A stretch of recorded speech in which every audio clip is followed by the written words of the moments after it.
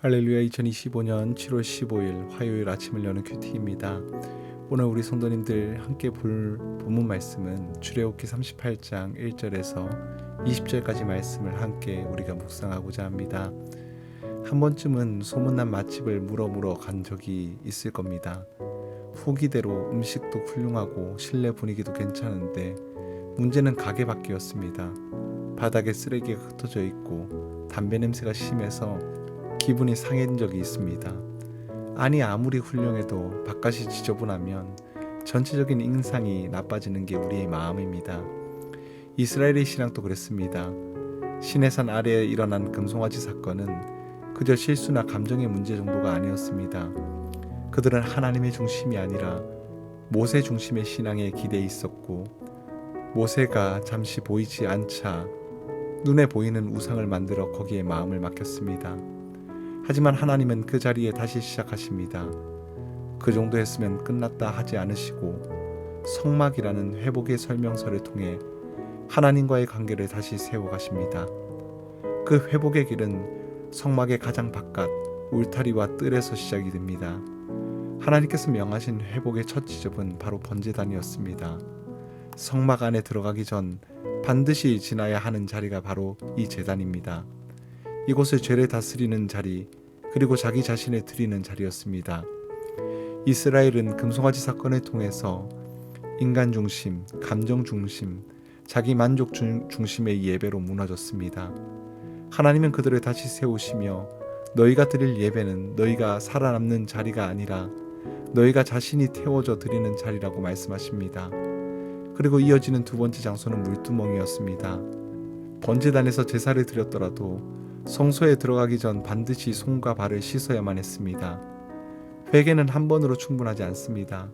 매일 수시로 반복적으로 자신을 씻어야 하나님 앞에 설 수가 있는 것입니다. 특별히 하나님은 이 물두멍을 여인들이 거울로 만들게 하십니다. 이 말씀을 대할 때 우리 마음도 거울 앞에 서야 합니다. 말씀 앞에서, 기도 앞에서 지금의 나, 어제의 나, 회개에 필요한 나를 정직하게 마주하는 자리입니다. 마지막으로 우리가 서게 되는 곳은 바로 성막 울타리뜰입니다. 사람의 눈에 가장 먼저 보이는 바깥 경계입니다. 100규빗의 세마포로 둘러친 이 울타리는 그저 막아놓은 담장이 아니라 하나님이 거하시는 구별된 공간의 표지입니다. 이 울타리는 경계이자 보호막이며 하나님의 백성답게 살아가기 위한 거룩한 테두리입니다. 하나님은 이 울타리로 들어온 이들에게 이제 너희는 내 백성이다. 이곳에서 다시 시작하자 말씀하십니다. 사랑하는 성도 여러분, 우리의 신앙이 무너지는 건 크게 무너질 때보다 바깥 경계가 무너질 때부터입니다. 내 헌신이 식어지고 회개의 민감이 줄고 삶의 구별이 무너질 때 우리는 모르게 무너지고 있는 것입니다. 하나님이 오늘 또 우리에게 성막 바깥부터 다시 세우자라고 말씀하십니다. 번제단 앞에서 헌신을 다해 불을 태우고 물두멍 앞에서 마음을 다시 씻으며 울타리 안에서 하나님의 백성으로 회복된 정체성을 살아가기를 주님 이름으로 간절히 축복합니다. 함께 기도하겠습니다. 사랑이 많으신 하나님, 금송아지 앞에서 무너졌던 이스라엘 다시 성막 설계도를 따라 세우며 회복의 길로 이끄시는 주님의 은혜를 기억합니다. 오늘 저의 마음에도 먼저 번제단의 불을 허락하여 주시옵소서. 식어버린 헌신을 다시 태우게 하시고 겉모습이 아닌 중심을 드릴 수 있도록 저를 다스려 주시옵소서. 그리고 물두멍 앞에 세워 말씀이라는 거울 앞에서 나의 죄, 나의 타협, 나의 자기 연민을 보게 하시고 하루하루 씻기며 살아가게 하여 주시옵소서.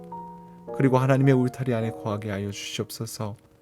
세상 소리와 가치가 파고들지 못하도록 저를 지켜주시고 하나님의 백성으로 구별되게 살아가게 인도하여 주시옵소서. 회복은 멀리 있지 않습니다. 주님 설계하신 순서를 따라 예배 앞에, 기도 앞에, 거룩 앞에 나아갈 때 그 회복은 오늘 또 저를 기다리고 있을 줄 믿습니다. 주님, 오늘 또 주의 품 안에서 회복의 길을 걷게 하여 주시옵소서.